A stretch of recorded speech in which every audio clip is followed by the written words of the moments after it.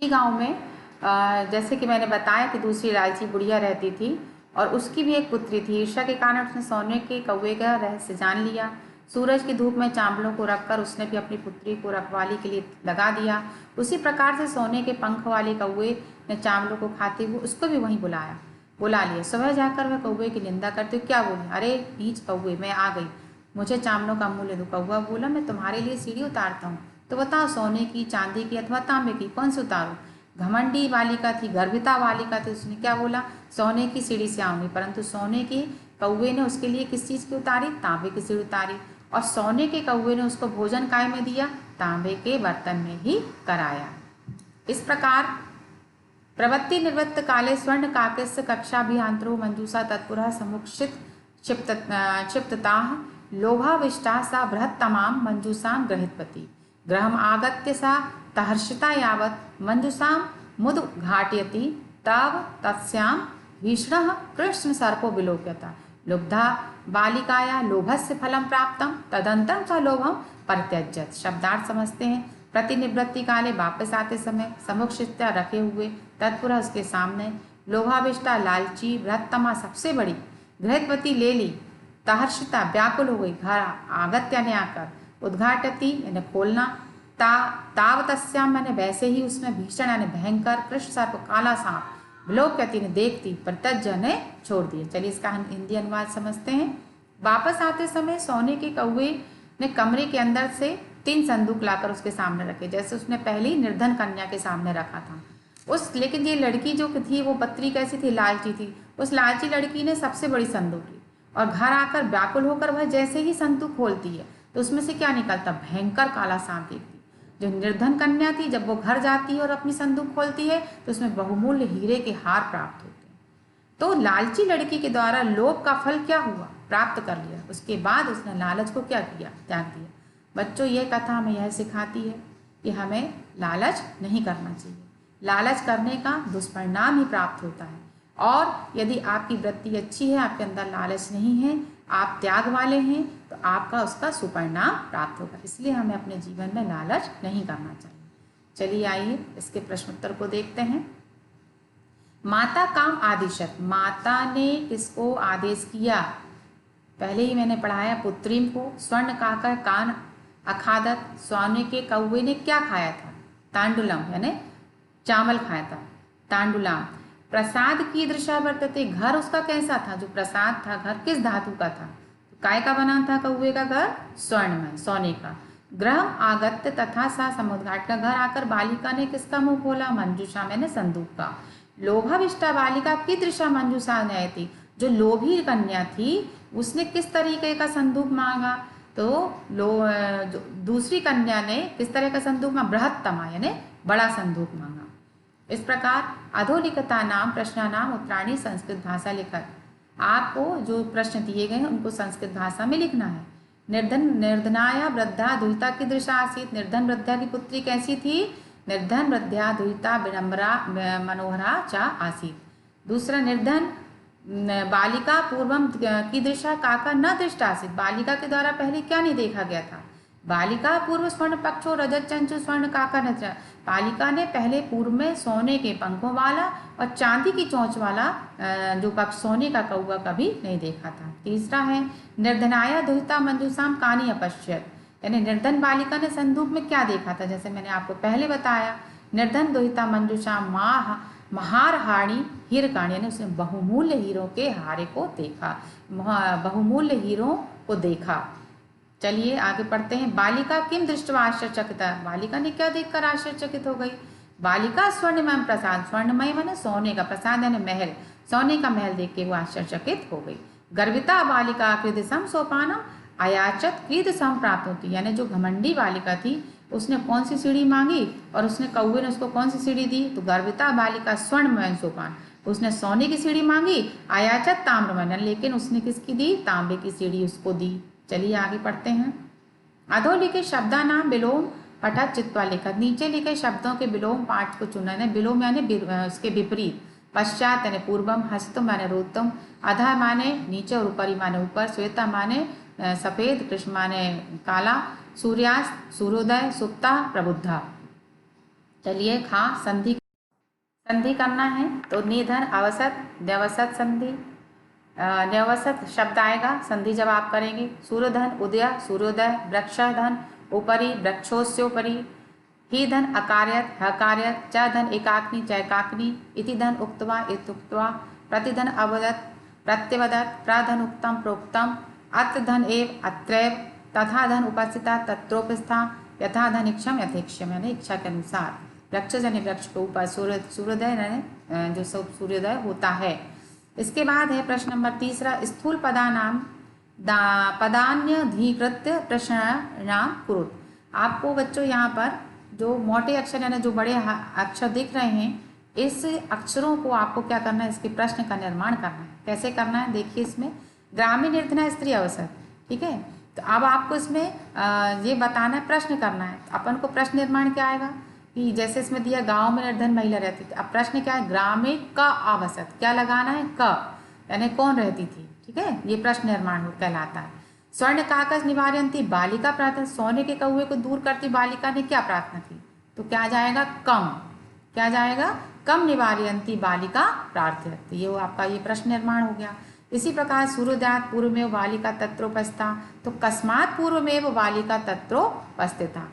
बालिका निर्धन मातु दुहिता आसीत, यानी इसका प्रश्न निर्माण क्या आएगा, बालिका कस्या यानी किस माता की दुहिता पुत्र थी। लुब्धा वृद्धा स्वर्ण काकस्य रह में अभ्यागति, तो क्या आएगा कौन सी बालिका, कैसे, तो लुब्ध वृद्धा कस्य यानी वो किसका रहस्य जान गई थी, यानी सोने के कौवे का रहस्य जान गई थी। लुब्धा माने लालची। चलिए प्रश्न नंबर 4, प्रकृति प्रत्यय संयोग। आपको प्रकृति और प्रत्यय का संयोग करके शब्द लिखना। बी धन लोक धन ल्यप यानी विलोक होगा। नी धन शिव धन ल्यप निक्षिप्य होगा। आ धन गम धन ल्यप आगम्य होगा। आगम यानी आकर, निक्षेप कर, विलोक यानी देख कर। दृश धन कत्व दृष्टा देख कर, श्री धन सत्ता शैत्वा सौका, लघु धन तमम, तो क्या आएगा लघु तमम। प्रश्न नंबर 5, प्रकृति प्रत्यय विभाग, यानी आपको प्रकृति और प्रत्यय इसका अलग अलग करना है। प्रकृति क्या है और उसका शब्द धातु क्या है, ये अलग करना है। जैसे रोद तुम, तो रुद धातु तुमुन प्रत्यय। दृष्टवा दृष्ट धातु कत्वा प्रत्यय। विलोक बीध धन लोक आएगा लप प्रत्यय है। निक्षिप नी धन निक्षिप यानी लप प्रत्यय है। आगत आग धन गम लप प्रत्यय है। दृष्टवा में जैसे मैंने बताया दृष्ट धन त्वा प्रत्यय, और आगत्य में आधन गम लप प्रत्यय। शैत्वा में शी धन त्वा, क्या आएगा शी धन त्वा प्रत्यय। फिर लघुत्तम में लघु धन तमा, लघु धन तम प्रत्यय आएगा, तो इसमें आएगा लघु धन तमम तम प्रत्यय। अब इसके बाद है अधोलिखितानि कथनानि काह का कम काम च कथयति। कम काह का मतलब होता है, और काम काम का अर्थ होता है किसने किससे कहा। तो यहाँ पर जो कह और का आया है ये पुल्लिंग के लिए है, ठीक है, और कम और जो काम आया है ये स्त्रीलिंग के लिए। अब ये शब्द जो है किसने किससे कहे हैं ये आपको इसमें लिखना। तो चलिए इसके उत्तर लिखे हुए हैं। पूर्व प्रात राशा क्रियताम, तो ये जो नाश्ता करने की जो बात है वह कौवे ने किससे कही थी, बालिका से कही थी। सूर्य तपे तांडुलान खग रक्षा, कि सूर्य की गर्मी से चावलों की पक्षियों से रक्षा करो, तो ये वृद्धा यानी जो माता है उन्होंने अपनी बालिका से कहा। तांडुलान में भक्ष, बालिका ने किससे कहा था कि मेरे चावलों को मत खाओ। अहम तुभ्यम तांडु मूल्य दास्यामी, कि मैं तुम्हारे चावलों का मूल्य दूंगा, ये कौवे ने किससे कहा था, बालिका से कहा था। भो नीच काका अहमागता महम तांडु मूल्यम प्रयक्ष, तो ये कौन कैसी बालिका ने कहा था, गर्भिता बालिका अर्थात लुब्धा बालिका, लोभी बालिका ने कौवे से कहा था। चलिए उदाहरण मनुसृत्य कोष्टक गतेषु पदेषु पंचमी विभक्ति प्रयोगम कृत्वा रिक्त स्थानी पूरक। उदाहरण के अनुसार जो कोष्टक में दिए गए शब्दों में पंचमी विभक्ति का प्रयोग करके खाली स्थान भरना है। पंचमी विभक्ति क्या आती है, रामात, है ना, जिसे पढ़ते ता आता है उसमें। तो एक क्या दिया है आपको यहाँ पर, मूसक बिलात बही निर्गच्छति, अतः बिलात आएगा। क्यों, क्योंकि जो चूहा है वो बिल्ली को देख के क्या होता है, वो बिल में ही जाता है।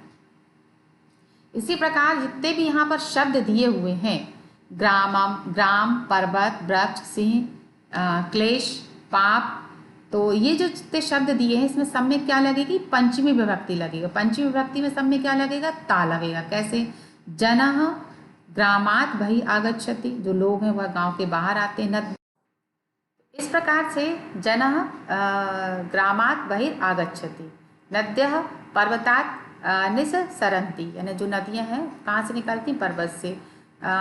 फिर आएगा वृक्षात् पत्राणि पतन्ति, जो वृक्ष से पत्ते गिरते हैं। बालकः स्यः बिभेति, यानी बालक जो है सिंह से डरता है। ईश्वराः क्लेशात् त्रयते, जो ईश्वर है मतलब जो कष्टों से या क्लेश से रक्षा करते हैं, मतलब जो है। फिर प्रभु भक्तम क्या आएगा, पापात निवारयन्ति, पापात आएगा।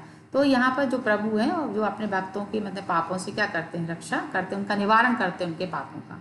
इस प्रकार से शब्द बनेंगे। चलिए बेटा, ये आपके उसी बुक में पीछे दिया हुआ है भाषिक विस्तार, लेकिन मैं आपको इसलिए कि थोड़ा सा आप इसका समझ लें। किसी भी काम को करने के अर्थ में कर्ता प्रत्यय का प्रयोग किया जाता है। जैसे किसी भी काम को करने के इस अर्थ में त्वा प्रत्यय का उपयोग किया जाता है। जैसे पठित्वा यानी पठधनत्वा यानी पढ़कर, गत्वा गमधनत्वा जाकर, खादित्वा खादनत्वा खाकर। इसी अर्थ में धातु के लिए हम पहले उपसर्ग होता है तो लप प्रत्यय का प्रयोग होता है। धातु से पूर्व उपसर्ग होने की स्थिति में कभी भी त्वा प्रत्यय का प्रयोग नहीं होता, और उपसर्ग ना होने की स्थिति में भी कभी लप प्रत्यय नहीं होता। यदि त्वा प्रत्यय उपसर्ग ना होने की स्थिति में कभी भी लप प्रत्यय नहीं हो सकता। जैसे इसमें दिया हुआ उपधन गम धन लप उपगम, समधन पूज धन लप संपूज्य, विधन लोक धन लप विलोक्य, आधन दा धन लप आदाय, निर्धन गम धन लप यानी निर्गत। इस प्रकार से इसमें प्रयोग होता है। प्रश्नवाचक शब्दों को अनिश्चयवाचक बनाने के लिए चित और चन निपातों का प्रयोग किया जाता है। निपात जब सर्वनाम पदों के साथ लगते हैं तो सर्वनाम पद होते हैं, और जब अव्यय पदों के साथ होते हैं तो अव्यय होते हैं। जैसे इसमें कुछ नहीं करना है, प्रश्नवाचक शब्दों को अनिश्चयवाचक। अनिश्चय का मतलब होता है जिसका कोई निश्चित ना हो। जैसे कह धन क्वेश्चन है ना, तो इसमें अपन ने क्या लगाया है, कह माने होता है कौन, कह धन क्वेश्चन यानी कोई, यानी होगा कौन क्या, और कहधन चित यानी कोई, तो यानी कोई है ऐसा कुछ। के धन चन कैंचन यानी कोई, ये बहुवचन में है। के धन चित केचित ये भी बहुवचन में है। और का धन चन कांचन कोई स्त्री है।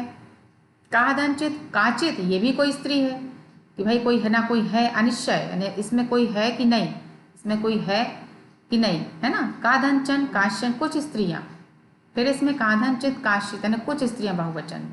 इसी प्रकार इसमें भी किम शब्द के सभी वचनों, लिंगों, सभी व्यक्तियों में चित चन का प्रयोग किया गया है, उसे अनिश्चयवाचक बनाया जा सकता है। जैसे किंचित प्रथमा में, कैंचित द्वितीया में, केशांचित षष्ठी में, कस्मिंचित यानी सप्तमी में, कस्याचित यानी सप्तमी स्त्रीलिंग में। इसी प्रकार से चित और के स्थान पर चन का प्रयोग किया गया। और चित और चन जब अव्यय पदों में लग जाते हैं तो व्यवहार क्या हो जाते हैं, जैसे क्वचित, क्या लगा है, क्वचित, चित लगा ना, चित के स्थान पर चन का प्रयोग होता है। तो यहाँ पर क्वचित और यहाँ चन का प्रयोग हुआ तो क्या हो गया, क्वचन। कदाचित और चन का प्रयोग तो हो गया कदाचन।